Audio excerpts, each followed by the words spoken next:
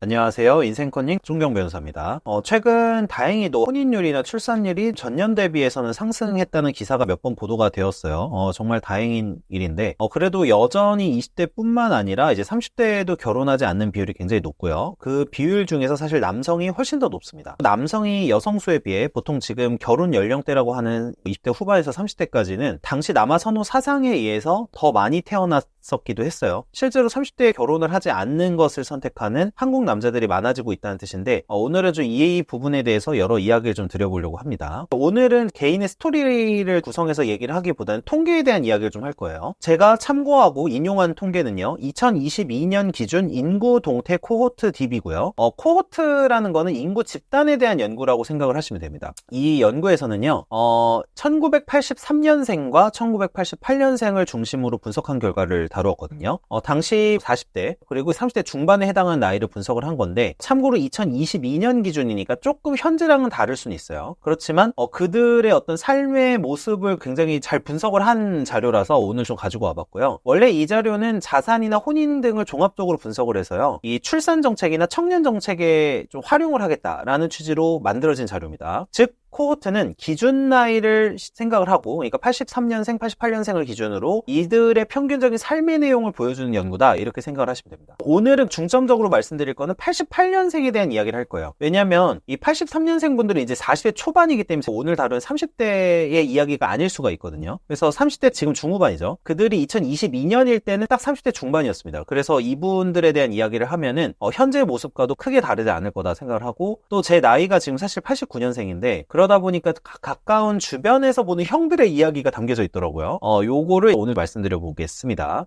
자, 일단은 1988년생 분들의 생애 과정에 대한 연구가 있어요. 여기서 결혼이나 여러 가지 이야기가 나오게 되는데요. 자, 2022년 기준으로요, 88년생 남자의 기혼 비율, 그러니까 결혼을 한 비율은 40.1%입니다. 미혼은 당연히 반대니까 59.9%겠죠. 그러니까 거의 60%는 결혼을 하지 않았어요. 지금은 조금 더 결혼하신 비율이 높긴 하겠지만 참고해 볼 만한 자료가 되고요. 여성분들의 경우에는 기혼이 59.5%, 그러니까 완전히 딱 숫자를 바꾸시면 돼요. 기혼이 59.5%고 그 다음에 당연히 미혼이 반대니까 한 40%가량 됩니다. 40.5%. 그러니까 확연히 동나이대를 비교를 하면 이 남성의 미혼 비율이 높으면 우리는 확인할 수 있는데, 물론 이런 거가 있죠. 이 남자가 연상이고 여자가 연하인 커플이 많기 때문에 이런 비율을 보여준다고 생각을 할 수도 있는데, 전반적으로 확실히 남성의 기혼 비율이 낮은 부분은 분명해요. 이 남성의 혼인율이 좀 떨어져 있는 상황이다. 참고로 인구를 비교하면요, 이 88년생 남자의 경우에는 33만 6천 명이고요. 여자분들은 29만 7천 명입니다. 그래서 한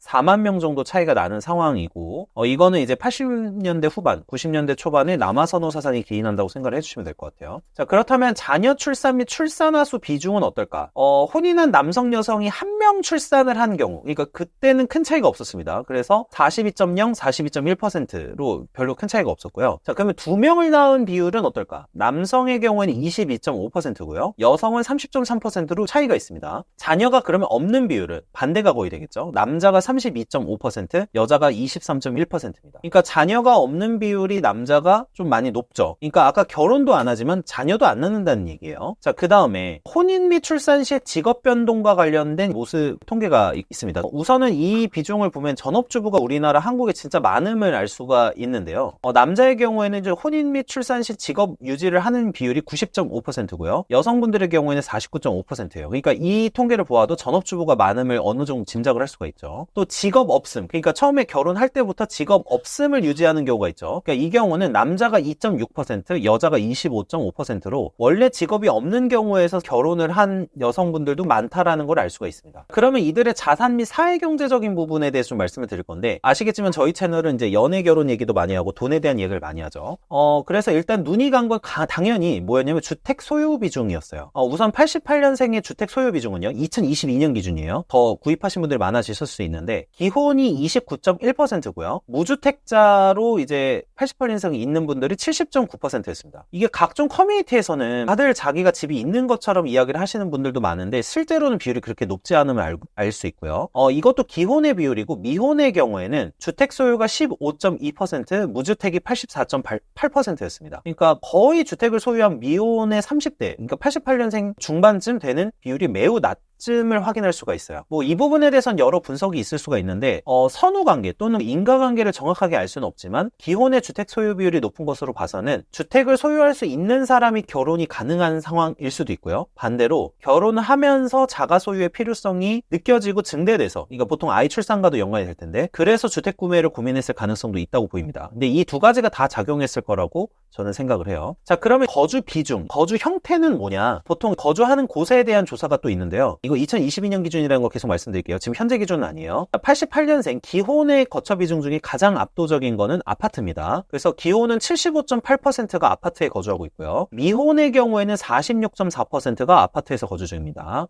확실히 저는 이런 걸 보면서도 한국은 아파트 공화국인 게 분명하다 이런 생각이 좀 들긴 하는데, 자, 결혼하면서 아파트에서의 생활을 원하고요. 또 꿈꾸고 또 실제로 거주하는 그런 비율이 굉장히 높음을 확인을 할 수가 있고, 또 미혼과 비교해서 가장 큰 차이를 보이는 부분이 이 아파트 거주 부분이에요. 자, 그 다음에 경제활동을 보면요. 기혼의 경우에는 일자리가 있는 경우가 71.6%, 일자리가 없는 경우가 28.4%고요. 미혼의 경우에도 이거는 큰 차이가 없었어요. 미혼의 경우에도 일자리가 있는 경우가 72.2%, 일자리가 없는 경우가 27.8%로 거의 큰 차이가 없었습니다. 저는 근데 반대로 이게 기혼과 미혼의 큰 차이는 없었지만 굉장히 좀 염려되는 부분이 30대 중반에 해당하는 나이에 일자리가 없는 사람의 비율이 거의 30%에 육박한다는 점은 한번 좀 체크를 해볼 필요가 있어요. 제가 그 영상 올리는 것 중에 가끔 백수분들의 이제 이 내용을 좀 담은 영상을 올리는데요. 제가 가장 심각하게 여기는 거는 당연히 50대나 60대 분들이야 열심히 일하시다가 은퇴할 나이가 돼서 이렇게 해서 경제활동을 안 하시는 건 당연히 이해를 하지만, 경제 뿌리인 30대와 40대의 경우에는 가장 활발하게 사회활동을 하는 나이대인데도 경제활동을 하지 않는 경우가 30%에 육박을 해요. 그래서 이게 제가 백수 영상을 간혹 올리는데 이 부분이 절대 소수의 이야기가 아니라는 거를 또 확인할 수가 있게 됩니다. 그 다음에 요거는 사실 그렇게 중요하진 않은데, 자, 혼인한 88년생을 기준으로 한